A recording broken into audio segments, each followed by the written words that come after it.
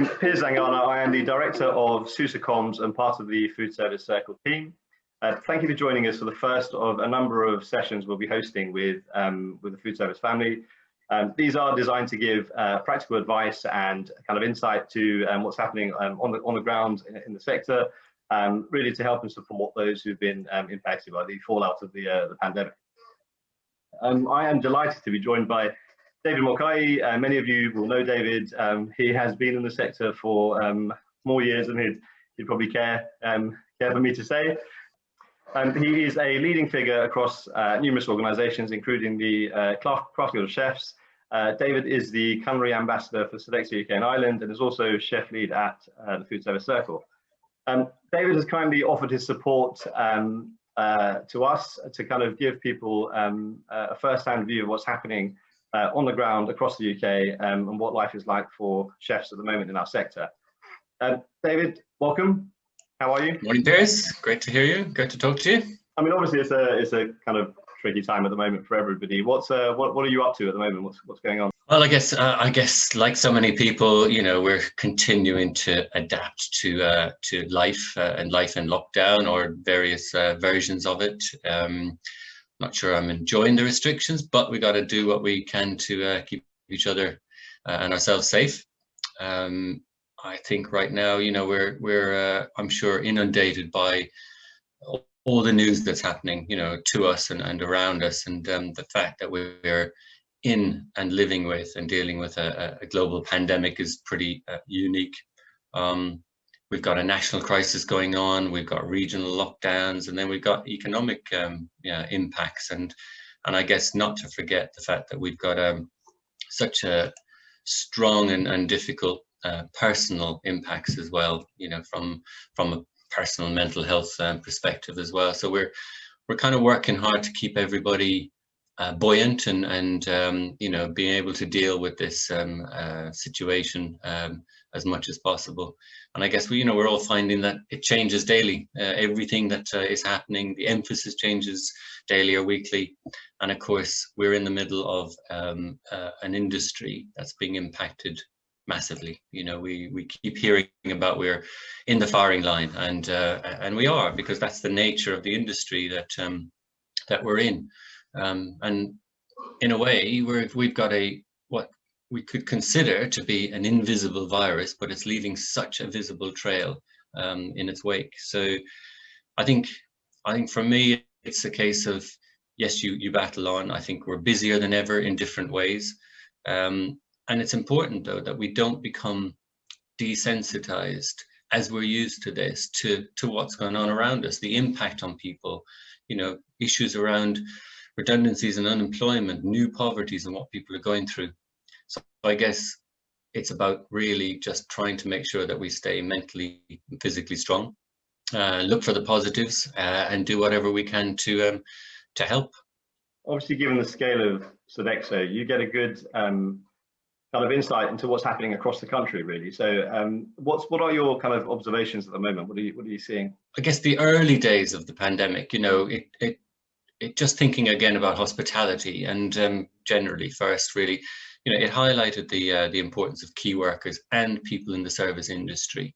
You know, I think the general public, as restrictions came in and they were less able to go out and enjoy themselves and socialize, suddenly became more aware of the people in the industry and the value that they bring and that they add.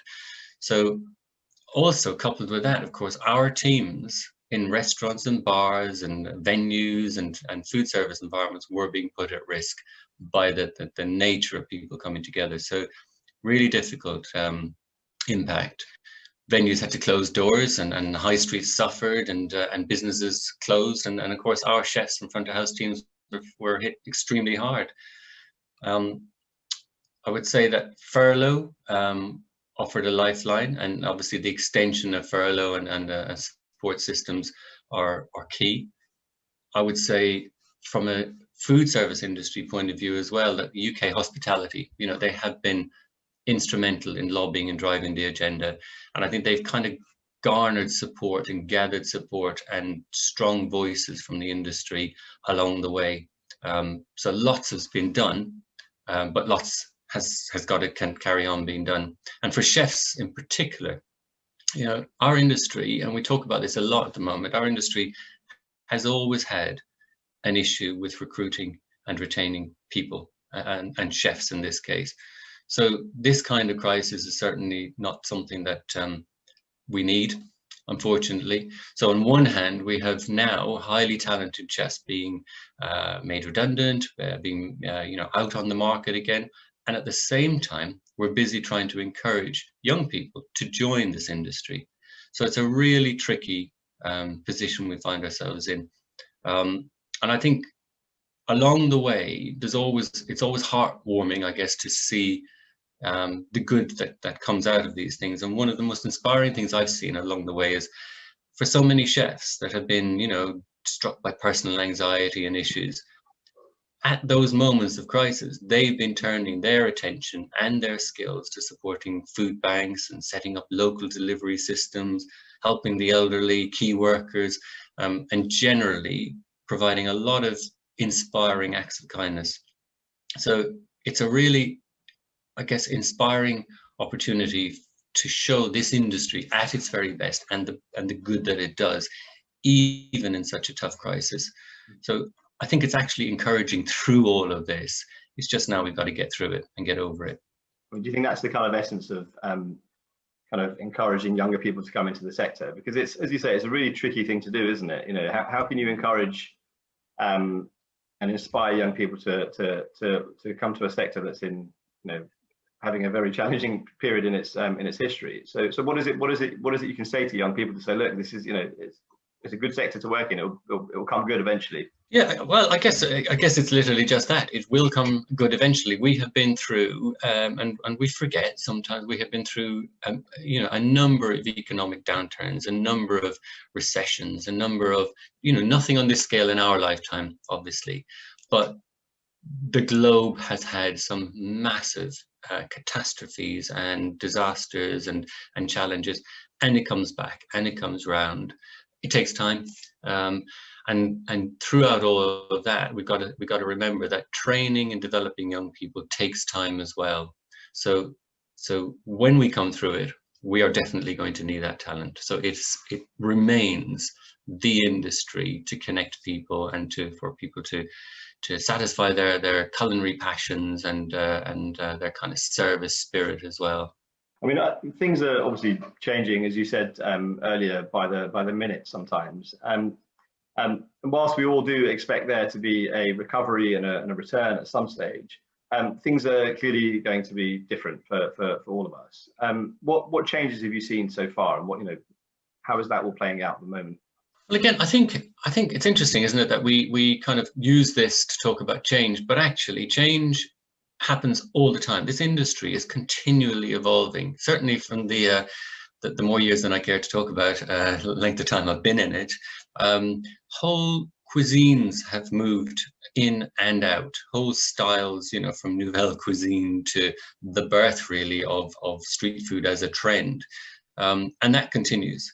It gets better, it moves on, something new comes along, etc. So this is an evolutionary industry to be in. And I think right now what it's done for all the reasons that you know, distancing and doing things differently have brought, we have sped up that rate of change.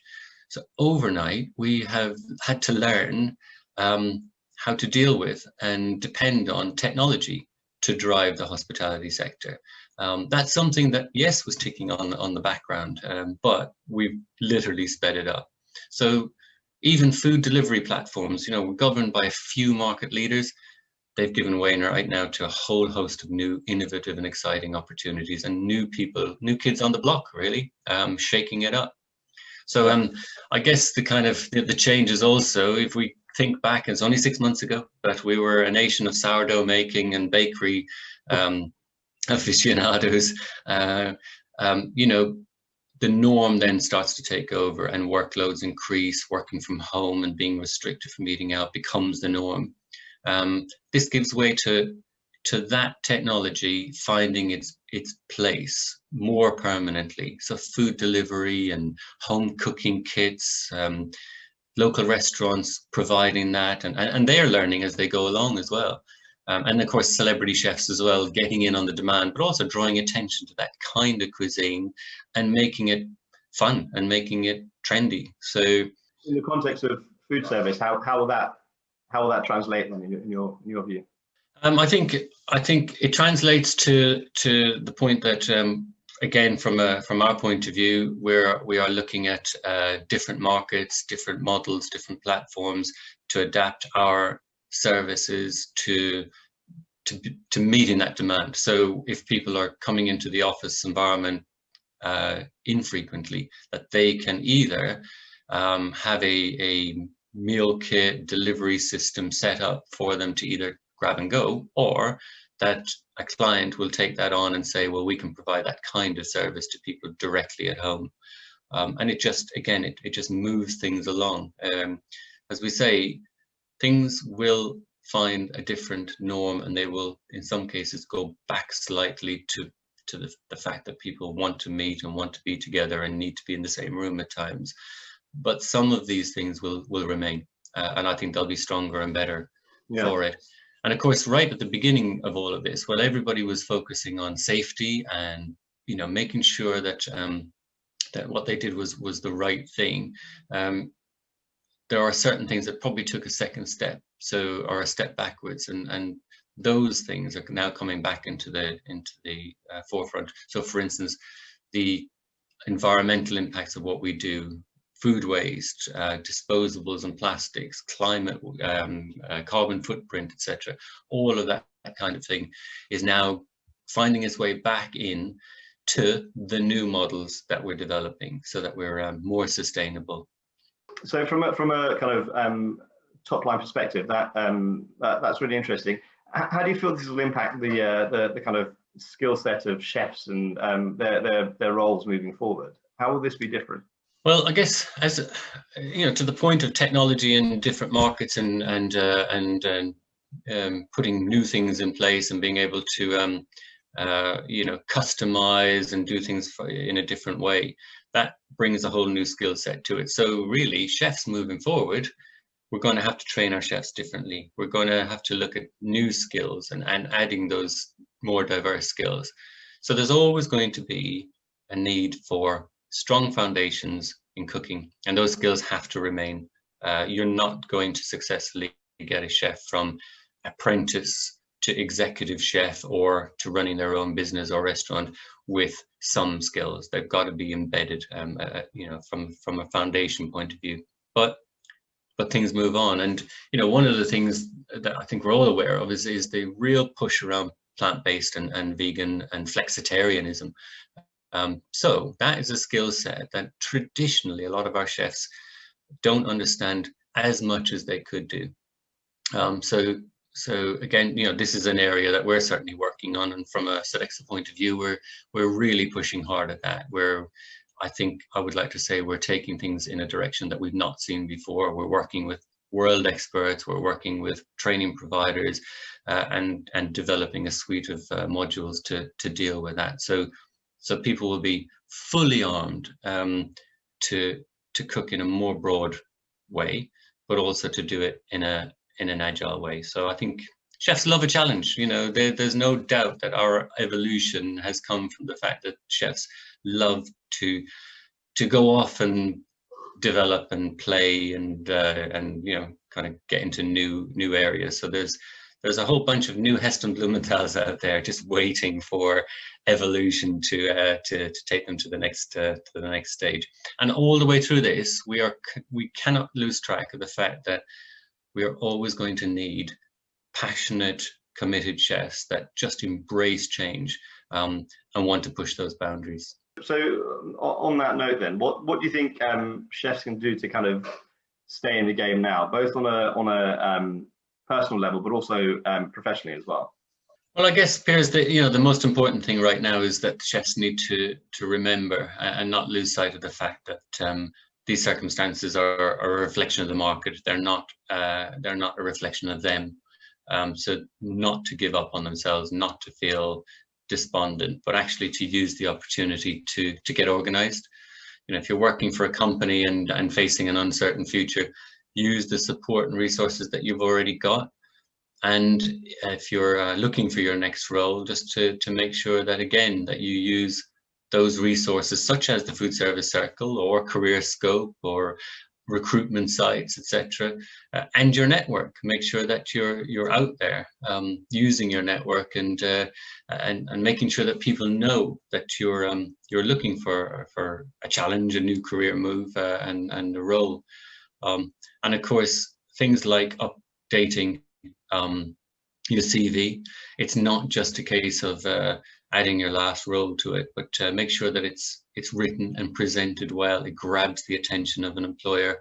And of course, the thing that we're on right now, you know, the Zoom calls and the Teams calls that we've become accustomed to, use them well. Make sure that if you're going to be interviewed on those platforms, that that you get yourself organized, that you look your best, that you make sure that you have a good connection, and that it works for you.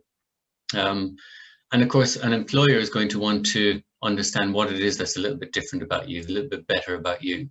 So if you've got time, and use that time to get involved in charity work or support an activity or a local food bank, you take on a challenge.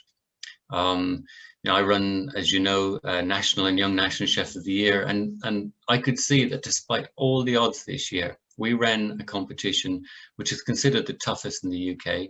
We used a lot of technology, a lot of social distancing, but we did it well. And so many chefs that were involved in furlough or had lost their jobs or didn't know what was happening used those creative skills at that time to enter the toughest competition in the UK today.